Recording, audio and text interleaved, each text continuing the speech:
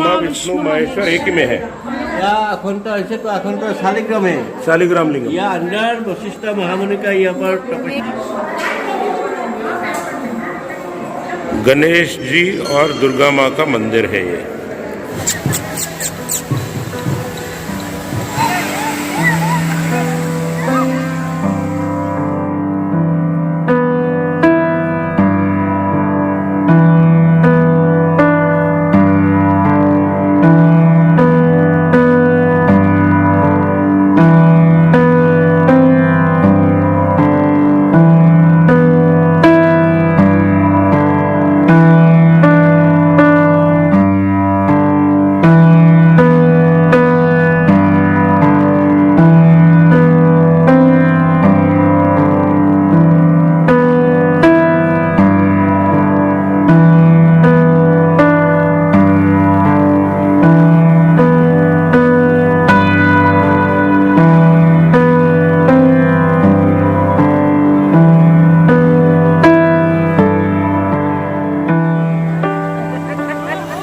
मैं पकड़ लेते इधर मैं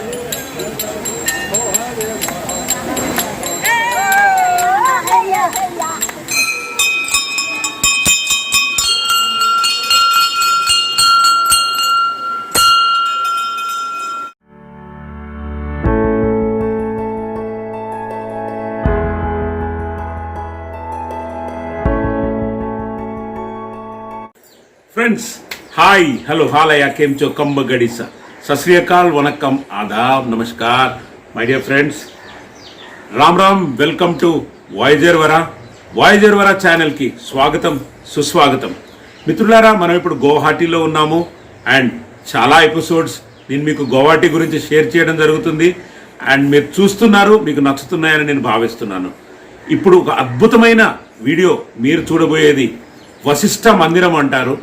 వశిష్ఠ మహర్షి మామూలు మహర్షి కాదు, సప్త ఋషులలో ఒక పవర్ఫుల్ ఋషి అండ్ చాలా చరిత్ర ఉన్న మహానుభావుడు. ఆ రామాయణానికి చాలా తన విజ్ఞానాన్ని బోధించి ఆ రామలక్ష్మణులతో ఉన్న మహానుభావుడనని కూడా మనకు తెలిసింది. అండ్ ఇంకొక గొప్ప విషయం ఏంటిదంటే మహాసాధ్వి అరుంధతి పతి అని కూడా చెప్పవచ్చు. సో ఇంకా ఆలస్యం ఎందుకు, ఇక్కడికి మనం పల్టన్ బజార్లో ఉండడం జరిగింది. పల్టన్ బజార్ నుండి మనము ఈ వశిష్ఠ మందిరానికి ఎలా చేరుకోవాలో ఈ రూట్ మనం ఫాలో అవుదాము. 18 కిలోమీటర్లు ఉంటుంది పల్టన్ బజార్ నుండి. ఆటో మీద రావడం జరిగింది. 350 రూపాయలు ఛార్జ్ చేశారు. గంట సమయం పట్టింది. మ్యాప్లో గమనించవచ్చు, ఇక్కడ అస్సాంలో వశిష్ఠ మందిరాన్ని బశిష్ఠ అని అంటారు మిత్రులారా. ఈరోజు ఉదయాన్నే వశిష్ఠ మందిరం దర్శనం చేసుకున్న తర్వాత సైన్స్ మ్యూజియము మరియు ఇంకా వేరే చూడదగిన ప్రదేశాలు గౌహాటీలో చూద్దాము మిత్రులారా. ఇక ఇది మాత్రం వశిష్ఠ మందిరము. ఈ యజ్ఞశాల చూడండి ఎంత అద్భుతంగా ఉందో. ప్రాముఖ్యతతో కూడిన పాత పురాతనమైన దేవాలయము. సో లోపలికి వెళదాము. ప్రతిరోజు కూడా జనసమూహం ఇక్కడ చాలా కనపడుతూ ఉంటుంది, మీరు చూడవచ్చు. ఇదే మెయిన్ ఎంట్రన్స్, గుడి లోపలికి ప్రవేశించే మార్గము ఇదే, మీరు చూడవచ్చు మిత్రులారా. ఇదే ముఖ్య ద్వారము. ఆ దేవాది దేవుడైన శంభోశంకరుడు బోలాశంకరుడే ఇక్కడ కొలువై ఉన్న ప్రధాన దేవుడు అని తెలుస్తోంది. సో దర్శనం చేసుకుందాము. అంతేకాకుండా వశిష్ఠుని గుహ కూడా ఇక్కడ ఉంది అని తెలిసింది మిత్రులారా. సుమారుగా 5 కిలోమీటర్లు ఉంటుందట ఆ గుహ. దాని గురించి కూడా మనము తెలుసుకుందాము. త్రిమూర్తులు బ్రహ్మ విష్ణు మహేశ్వరుడు కూడా కలిసి ఉన్న విగ్రహం ఇక్కడ మనకు దర్శనమిస్తుందట మిత్రులారా. సో వెళదాం రండి. ఇంకా ఎన్నో దేవుళ్ళు ఇక్కడ కొలువై ఉన్నారని తెలిసింది. దర్శనం చేసుకుందాము రండి.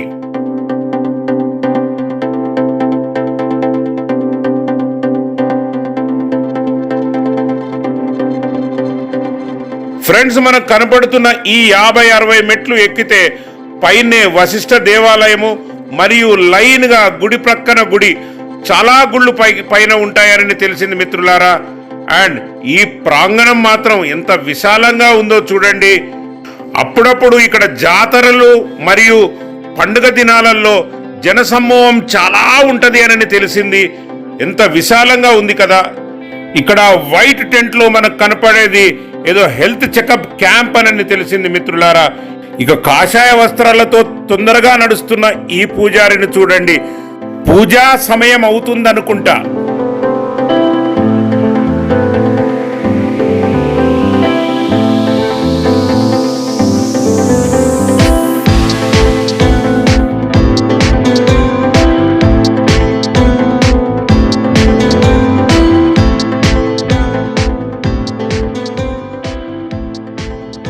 ఓం నమ శివాయ. శంభో శంకర. వశిష్ఠ మహర్షి ఆలయము సంధ్యాచల పర్వతం పైన ఉన్నది మిత్రులారా. అవును, ఈ పర్వతాన్నే సంధ్యాచల పర్వతం అని అంటారు. గౌహాటి నుండి 18-20 కిలోమీటర్లు సుమారుగా ఉంటుంది. ఇది వశిష్ఠ మహాముని ఆశ్రమము అని కూడా చెప్తారు. త్రేతాయుగంలో సప్త ఋషులలో ఒకడైన వశిష్ఠుడు అరుంధతితో ఇక్కడ నివసించాడని పురాణాల ద్వారా మనకు తెలుస్తుంది. మై డియర్ ఫ్రెండ్స్, మీరు చూస్తున్నది అందమైన జలపాతము. ఈ జలపాతంలో ప్రజలు ప్రతిరోజు ఇక్కడికి వచ్చి స్నానము చేస్తారు మరియు వినోదంకై కూడా ఇక్కడ కాలక్షేపం చేస్తూ ఉంటారు. అలాగే ఈ జలపాతము 3 నదులతో కూడిన జలపాతమని చెప్పవచ్చు. సంధ్య, లిఖిత మరియు కాంత అనని 3 నదులను సంగమించే ప్రదేశము ఇది. ఈ 3 నదులు కిందికి ప్రవహిస్తున్న కొద్ది 2 నదులుగా చీలుతాయి. వశిష్ఠ మరియు బాహిని నదులు అని అంటారు. ఆ 2 నదులు కూడా గౌహతి నగరం మీదుగా వెళుతూ ఉండడం గమనార్థం.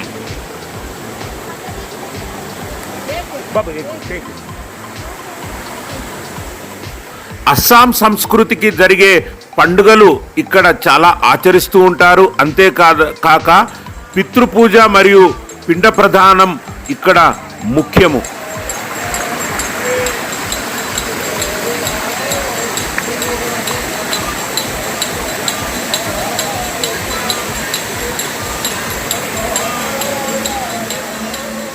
చూడవచ్చు మిత్రులారా, జనసమూహంతో కూడిన ఈ ప్రదేశం ఎంత అందంగా ఉందో చూడండి. అండ్ పూజలు చాలా ఘనంగా జరుగుతున్నాయి ఇక్కడ.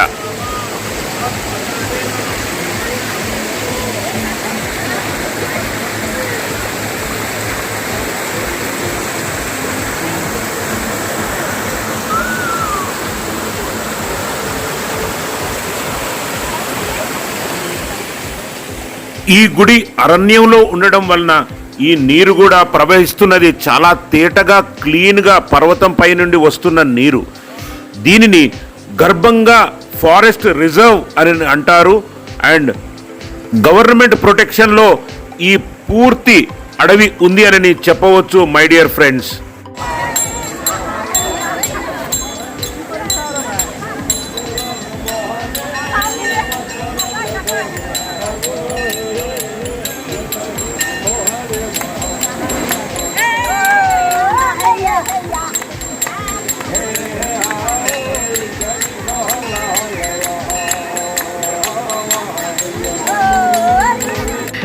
అస్సాం నేటివిటీకి దగ్గరగా ఈ పాప వస్త్రధారణ అలంకరించుకొని ఎంత ముద్దుగా ఉందో చూడండి.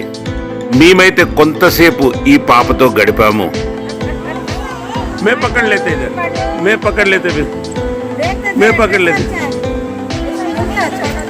నా కెమెరా మాత్రము ఈ జలపాతం వైపే వెళుతూ ఉంది. మీకు మరీ చూపించాలని కుతూహలంగా ఉంది మై డియర్ ఫ్రెండ్స్.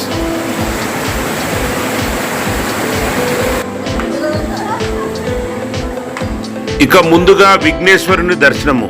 ఇది విఘ్నేశ్వరుడు మరియు దుర్గాదేవి మందిరము. లోపలికి ప్రవేశిద్దాము, దర్శనం చేసుకుందాము. ఇక ఇది వశిష్ఠ మహాముని విగ్రహము గుడికి ఎదురుగా ఉంది.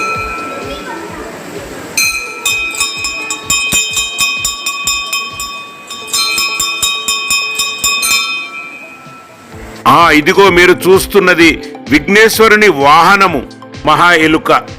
ఈ మహా విగ్రహము ఇంత పెద్దదిగా మనం ఎక్కడ కూడా ముందు చూసి ఉండము అని నేను అనుకుంటున్నాను. ఓన్లీ త్రూ వాయేజర్ వరా మీకోసము మై డియర్ ఫ్రెండ్స్.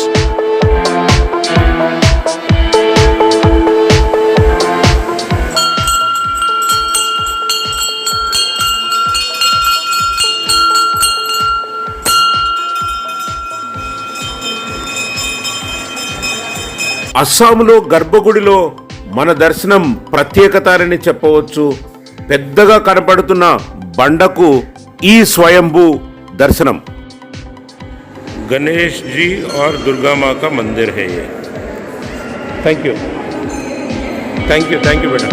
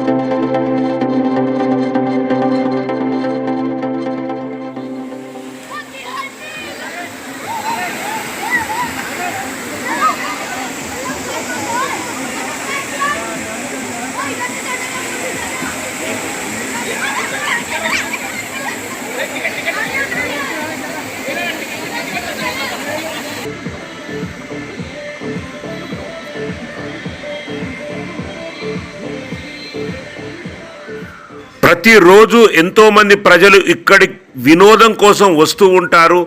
అలాగే ఈ నదిలో కాలక్షేపం చేస్తూ ఉంటారు మరియు ఇక్కడ ఉన్న దేవీ దేవతలను పూజిస్తూ ఉంటారు. సో మిత్రులారా, ఇది వేదిక్ ఏజ్కి సంబంధించిన చాలా పురాతనమైన దేవాలయము. బ్రహ్మ విష్ణు మహేశ్వరులు ఒకే విగ్రహంలో ఉన్న దేవాలయము. అంతేకాక సప్త ఋషులలో ఒకరైన వశిష్ఠ మహాముని ఆశ్రమము మరియు తన నివాసము. మిత్రులారా,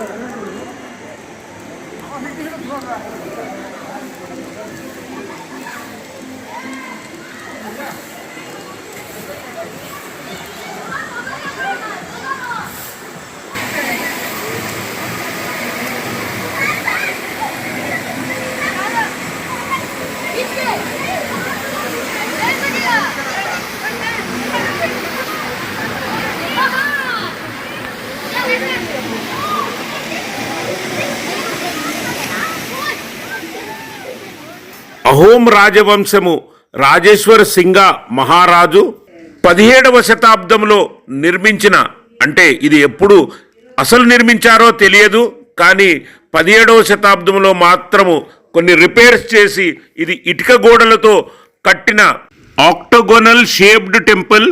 అష్టభుజ కోణాలు అంటే 8 పక్కల గోడలతో, ఇటుకల గోడలతో నిర్మించిన మహాదేవాలయము అని చెప్పవచ్చు. మిత్రులారా,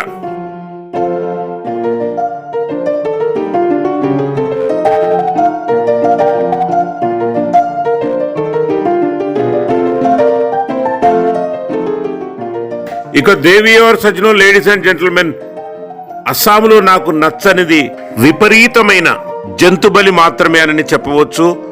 పాపం ఇక్కడ మేకలు చాలా చిన్న సైజులో ఉంటాయి, చాలా క్యూట్గా ఉంటాయి, జాలి కలుగుతుంది కదా. మరి మీరు కూడా జంతు బలికి వ్యతిరేకమైతే దయచేసి నా కామెంట్స్లో, ఇదే ఛానల్ కామెంట్స్లో మీ అభిప్రాయాన్ని తెలియజేయండి. అండ్ అందరం ఈ జంతు బలిని వ్యతిరేకిద్దాము. ఏమంటారు? ఇక మీకు ఈ వీడియో నచ్చుతుందని నేను భావిస్తున్నాను. చివరి వరకు చూడండి. సో ఇదే ముఖ్య గుడికి మార్గము. దర్శనం చేసుకుందాం. ముందుగా మనకు కనపడుతున్నది హనుమాన్ విగ్రహము. హనుమంతుని దర్శనం అయిపోయిన తర్వాత బ్రహ్మ విష్ణు మహేశ్వరులు త్రిమూర్తుల దర్శనం చేసుకుందాము. ఆ తర్వాత గుహలోకి ప్రవేశించి వశిష్ఠ దర్శనానికి ముందుగా పరమశివుడైన శంకరుని దర్శనం చేసుకుందాము. ఆపై ముందుకు సాగుదాము.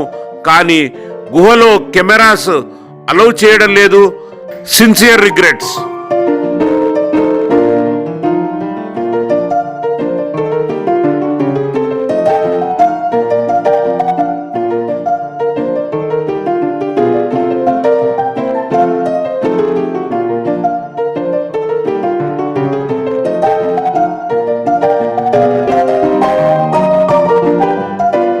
మిత్రులారా, ఇక జంతు బలి గురించి ఇక్కడ చెప్పాలంటే, బలి ఇచ్చేవారు కొందరైతే మరికొందరు ఆ దేవుని పేరుతో ఇక్కడ బలి ఇవ్వకుండా వదిలేస్తారు. అది కొంతవరకు పుణ్యమేనని చెప్పవచ్చు. ఎందుకంటే ప్రాణంతో చిన్నగా కనపడే ఈ మేకలు హాయిగా గుడి చుట్టూ తిరుగుతూ ఉంటాయి. ఏదో కొంత ఆహారం అయితే వాటికి దొరుకుతూనే ఉంటుంది. ఇక మిత్రులారా, ఇదే గర్భగుడి మెయిన్ శాంక్టమ్ అని చెప్పవచ్చు. మహర్షి మహాముని సప్త ఋషులలో ఒకరైన వశిష్ఠ మునికి అంకితం చేయబడింది ఈ ఆలయము.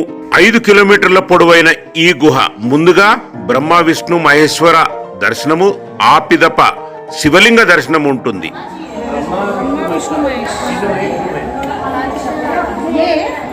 ब्रह्मा विष्णु महेश एक रूप है। हाँ, 3 फेसेस ना। ब्रह्मा विष्णु महेश्वर एक ही में है। और वो लिंग क्या बोले महाराज आप? या अखंड ऐसे तो अखंड शालिग्राम है। शालिग्राम लिंग। या अंदर वशिष्ठ महामुनि का यहाँ पर तपस्या करके यहाँ पर विलीन होगा, शिवत्व प्राप्त होगा। टीका कर दीजिए। वशिष्ठ महामुनि है ना? वशिष्ठ महामुनि। మిత్రులారా, ఇదే ఆ గుహ ద్వారము. కేవలం ఈ మెట్లు దిగి మాత్రమే, అంటే మనకు కనపడుతున్న వరకే మనం వెళ్ళవచ్చు గుహలోకి. 5 కిలోమీటర్లు ఉంటుందని తెలిసింది, కానీ లోపలికి అనుమతి లేదు. వశిష్ఠ మహాముని దర్శనం దగ్గర మనకు నీటి ప్రవాహం కనపడుతుంది. అదే వశిష్ఠ నది లేదా వశిష్ఠ నది అని చెప్తారు. కెమెరాసు, మొబైల్ ఫోన్స్ లోపలికి రానివ్వడం లేదు కాబట్టి చింతిస్తున్నాను. సారీ. ఇంతటితో ఈ వీడియో ముగిస్తున్నాను. మీకు వీడియో నచ్చిందని నేను భావిస్తున్నాను my dear friends. Guwahati series లో రాబోయే తదుపరి ఎపిసోడ్ నేషనల్ సైన్స్ సెంటర్, అదే సైన్స్ మ్యూజియం అంటారు. తప్పక చూడండి, మీకు నచ్చుతుంది. అంతవరకు సెలవు. Good by.